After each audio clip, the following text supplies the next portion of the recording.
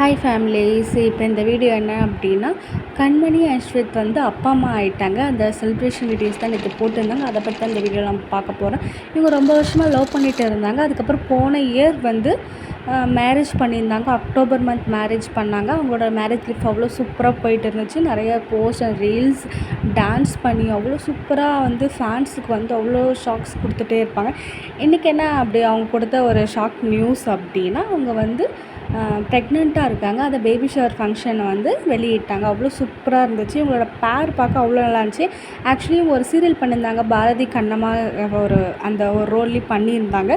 Mahanadi சீரியலே comment பண்ணியிருந்தாங்க. அதுக்கப்புறம் வந்துட்டாங்க. அதுக்கப்புறம் ஒரு மூவியில் வந்து பண்ணியிருப்பாங்க, நிழற்குடை அப்படின்னு. அதில் ஒரு மூவி பண்ணியிருக்காங்க. அவ்வளோ சூப்பராக இருக்கும் இவங்க பேர் பார்க்க.